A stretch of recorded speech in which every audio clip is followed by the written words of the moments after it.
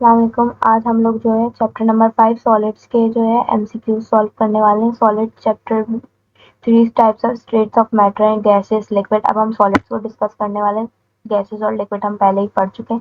अब हम लोग के पास आता है एमसीक्यूज है। फर्स्ट एमसीक्यूज है the coordination number of sodium in NaCl crystal है। मुझे क्या बताना है? कोऑर्डिनेशन नंबर बताना है। NaCl क्रिस्टल है तो यहाँ पर जो है इसका कोऑर्डिनेशन नंबर होता है हमारे पास 6 होता है। यहाँ पर हम लोग के पास सेकंड एमसीक्यूज है in the structure of sodium NaCl each sodium ion is surrounded by chloride ion. Each sodium ion किससे सराउंड करता है? क्लोराइड आयन के। तो यहाँ पर भी वही बात पूछी है तो यहाँ पर भी 6 ही आएगा।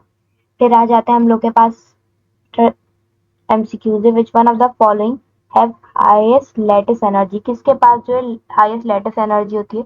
तो लिथियम क्लोराइड के पास होती है due to its molecular size और जो है पोटेंशियल एनर्जी, जिस तरीके से आयोनाइजेशन एनर्जी इसके अंदर से इलेक्ट्रॉन को रिमूव करना मुश्किल। इसी तरह इसकी हाई लैटिस एनर्जी भी होती है क्योंकि आयोनाइजेशन एनर्जी लैटिस एनर्जी जो है डायरेक्टली प्रोपोर्शनल है। फिर आ जाते हैं हम लोग फोर्थ एमसीक्यूज पे। Electrical conductivity of graphite is greater in one direction than in other due to. क्या बोल रहे हैं? इलेक्ट्रिकल कंडक्टिविटी ग्रेफाइट की जो है बढ़ी हुई है, ग्रेटर है वन डायरेक्शन में than in other due to बाकियों से। क्यों? कौन सी जो है इसमें टर्म यूज हो रही है, मतलब कौन सी टर्म है? ये आइसोमॉर्फिज्म है, एनाइसोट्रॉपिक, क्लेवेज प्लेन है, सिमेट्री। क्लेवेज प्लेन में तो क्या होता है, हम लोग के पास जो है शेप्स चेंज होती है। सिमेट्री में हम लोगों के पास दोनों शेप्स के एक जैसे स्ट्रक्चर आ रहे होते हैं।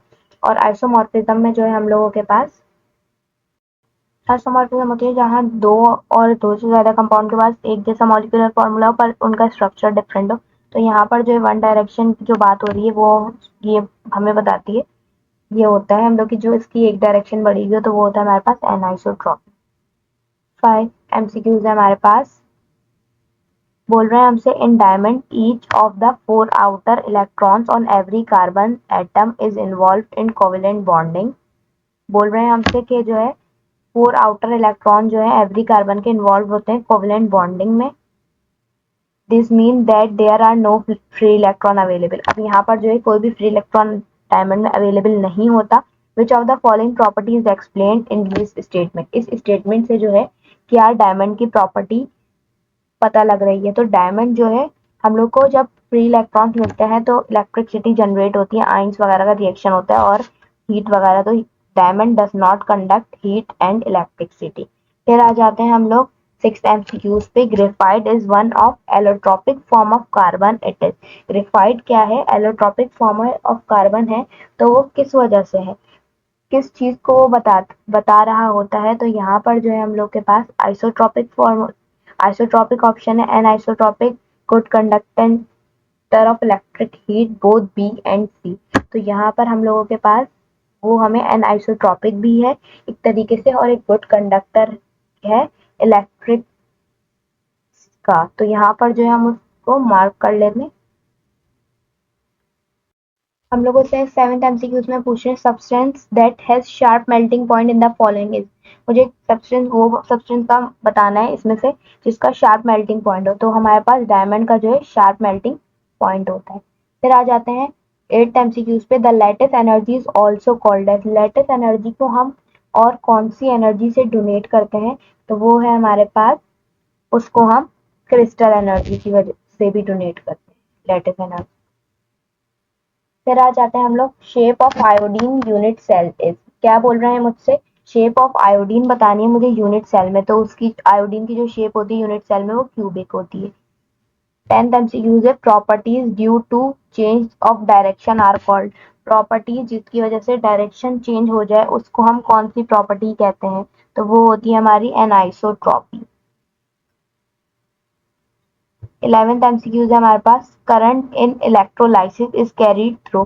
करंट जो इलेक्ट्रोलाइसिस में कैरीड होता है पॉजिटिव आयन से या नेगेटिव आयन से। तो जब दोनों का रिएक्शन होता है तभी तो इलेक्ट्रोलाइसिस परफॉर्म होती है। तो both B and C option is right. अब आते हैं 12th एमसीक्यूज पे। The smallest part of crystal lattice has all the properties of the entire crystal, this is called. बोल रहे हैं कि जो स्मॉलेस्ट पार्ट होता है क्रिस्टल लैटिस का, उसके पास जो प्रॉपर्टीज होती हैं इंटायर क्रिस्टल की, पूरे क्रिस्टल की, उसको क्या कहते हैं? उसको कहते हैं हम यूनिट कहते हैं, यूनिट सेल कहते हैं या यूनिट क्रिस्टल कहते हैं। तो क्रिस्टल लैटिस में जो इंटायर क्रिस्टल की प्रॉपर्टी रखता है उसको हम कहते हैं यूनिट सेल। इसको हम मार्क कर लेते हैं बी को। फिर आ जाते हैं 13th एमसीक्यूज पे। A small building block which belongs to whole information about crystal structure is called। तो क्रिस्टल स्ट्रक्चर की वही एमसीक्यूज रिपीट हुआ है, क्रिस्टल स्ट्रक्चर की इंफॉर्मेशन दे रहा होता है, उसको हम क्या कहते हैं, यूनिट सेल कहते हैं। फिर आ जाते हैं 14th एमसीक्यूज पे, which type of solid is called as atomic solid. ऐसे कौन से सॉलिड हैं जिनको हम एटॉमिक सॉलिड्स कहते हैं। एटॉमिक सॉलिड जो है हम आयोनिक सॉलिड्स को कहते हैं। फिर है हमारे पास the molecule of iodine from the. अब आयोडीन हमारे पास I2 की फॉर्म में है, तो मॉलिक्यूल है तो मॉलिक्यूलर क्रिस्टल ही बनाएगा, फॉर्म करेगा। फिर आ जाते हैं हम लोग 16th एमसीक्यूज पे, विच of the following ionic compound has the highest value of lattice energy. तो ये हम पहले ही डिस्कस कर चुके हैं, वो है हमारी लैटिस एनर्जी का। देखें ऊपर जब ये एमसीक्यूज आया था तो हमारे पास NF का ऑप्शन नहीं था। जब फ्लोरीन लग जाता है ना, तो फ्लोरीन एक जो है हाईएस्ट इलेक्ट्रोनेगेटिव एलिमेंट है, तो highest value of lattice energy भी इसी की होती है, क्योंकि जो है ये क्या, इसके पास इलेक्ट्रोनेगेटिविटी का डिफरेंस आ जाता है फ्लोरीन और क्लोरीन में। तो यहाँ पर जो है सोडियम फ्लोराइड, ये क्या है मेरे पास, हाईएस्ट वैल्यू है लैटिस एनर्जी की इसमें। फिर आ जाते हैं 17th एमसीक्यूज पे, which one of the following is the example of molecular solid. इसमें से कौन सा ऐसा है जिसकी एग्जाम्पल है पोलर मॉलिक्यूलर सॉलिड्स की। तो यहाँ पर हम लोग के पास ऑप्शन है 4, आइस, आयोडीन, कॉपर, फॉस्फोरस। क्या बोल रहे हैं हम लोगों से पोलर मॉलिक्यूलर सॉलिड्स का, तो वो होता है पोलर मॉलिक्यूलर सॉलिड जो है हमारा आइस है। फिर है हमारे पास which one of the following pairs of compound is not isomorphic in nature. कौन सा जो है हमारे पास आइसोमॉर्फिक नहीं है नेचर में। NF एंड MgO जो है हमारे पास आइसोमॉर्फिक है, इनका स्ट्रक्चर जो है डिफरेंट होगा। KNO3 एंड NNO3 भी, जिंक ऑक्साइड और कैडमियम सल्फाइड भी। AgNO3 एंड KNO3 जो है आइसोमॉर्फिक इन नेचर में नहीं है, एज कंपाउंड नहीं है। फिर आ जाते हैं हम लोग 19 एमसीक्यूज पे। हमसे पूछा हुआ है small diffusion is solid is due to. Small diffusion जो सॉलिड में होती है वो किस वजह से होती है। Very fast motion of its particle. अब जो सॉलिड के अंदर तो पार्टिकल्स की मोशन ही नहीं हो रही होती। फिर आ जाते हैं रोटेशनल मोशन ऑफ पार्टिकल्स। अब इसकी जो रोटेशन भी नहीं हो रही होती। फिर आ जाते हैं vibrational motion of its particle. Vibrational motion होती है उसके अंदर, ट्रांसलेशनल मोशन होती है इट्स पार्टिकल में, या diffusion into solid is not present. अच्छा, डिफ्यूजन जो है सॉलिड में प्रेजेंट ही नहीं होती, ये ऑप्शन जो है मेरे पास राइट है। फिर आ जाते हैं अमॉर्फस सॉलिड है। बोल रहे हैं अमॉर्फस सॉलिड के पास जो है ऐसी कौन सी प्रॉपर्टी है। तो हमारे पास सॉलिड के पास हम लोग को ऑप्शन दिए हुए, have perfect free arrangement of atoms. हम लोग के पास जो है परफेक्ट अरेंजमेंट्स होता है एटम्स के अंदर हमारे पास सॉलिड में, या फिर जो है शार्प मेल्टिंग पॉइंट्स होते हैं हमारे पास सॉलिड के, या फिर जो है can possess small region of orderly arrangement of atom, या फिर वो जो है इसके स्मॉल रीजन में ऑर्डरली अरेंजमेंट हुई हुई होती है एटम्स की, या फिर जो है हम लोग के पास जो लास्ट ऑप्शन है, under go can clean cleavage when cut with knife. जब हम उसको नाइफ से कट करते हैं तो वो एक क्लीन क्लेवेज में जाता है। तो हम लोग के पास ये जो है एमॉर्फस सॉलिड की ये प्रॉपर्टी है, वो पजेस करता है स्मॉल रीजन में, स्मॉल रीजन होता है उसके पास, और एटम्स जो है अरेंज हुए होते हैं ऑर्डरली। तो यहाँ पर जो ऑप्शन राइट है वो है हमारा सी। फिर आ जाते हैं विच one of the following is not a crystalline solid. कौन सा जो है हमारे पास क्रिस्टलाइन सॉलिड नहीं है। कॉपर सल्फेट क्रिस्टलाइन सॉलिड होता है, क्रिस्टलाइन फॉर्म में होता है शुगर। सोडियम क्लोराइड, तो रबर जो है हमारा क्रिस्टलाइन सॉलिड नहीं है। फिर आ जाते हैं nature of diamond as solid is. मुझे क्या बतानी है, डायमंड की नेचर बतानी है, कोवलेंट नेचर है, या फिर जो है हमारे पास मॉलिक्यूलर, या आयोनिक, या मेटेलिक। अब देखें उसके अंदर तो कोई आयंस वगैरह इलेक्ट्रॉन्स वगैरह फ्री होते ही नहीं है, ना कोई ऐसा मेटल प्रेजेंट है। तो जो है कार्बन का होता है सॉलिड डायमंड, और कार्बन के अंदर कोवलेंट बॉन्डिंग होती है, मॉलिक्यूलर नहीं। फिर आ जाते हैं 23 एमसीक्यूज पे, which one of the following is light as a feather as strong as iron.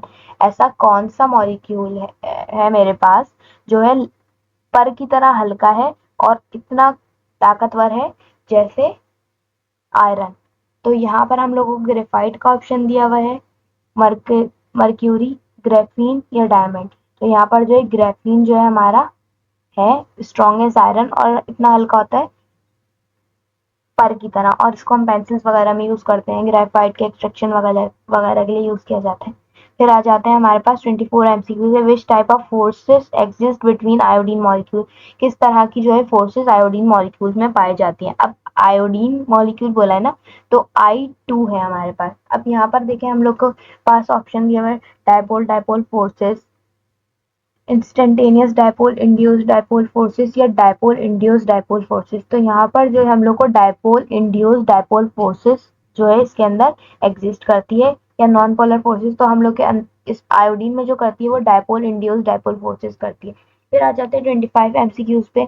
In an isotropic crystal which property do not change with the change in direction of crystalline structure.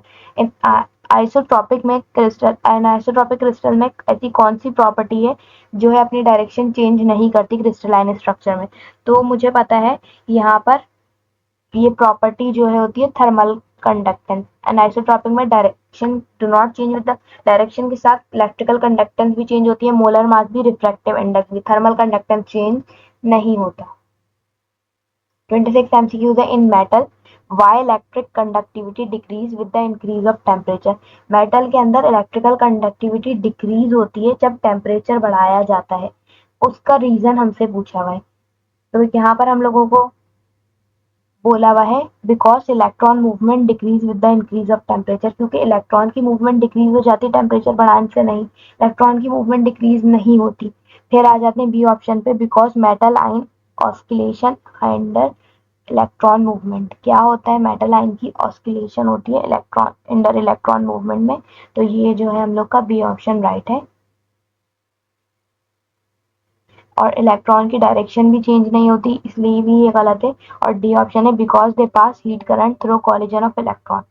ये क्या करते हैं, अपने अंदर से heat current को पास कर लेते हैं कॉलिजन ऑफ इलेक्ट्रॉन के टाइम पर। तो ये सारे ऑप्शन नहीं है, क्योंकि जो है ये ऐसा नहीं करते, पास हीट करंट अपने अंदर से हीट करंट को पास नहीं करते। फिर आ जाते हैं 27 एमसीक्यूज पे। The nature of attraction which holds molecular crystal is. मुझे क्या बताना है, नेचर ऑफ अट्रैक्शन बतानी है जो क्या कर रहा है, मॉलिक्यूलर क्रिस्टल को होल्ड किया हुआ है। तो यहाँ पर हम लोगों को,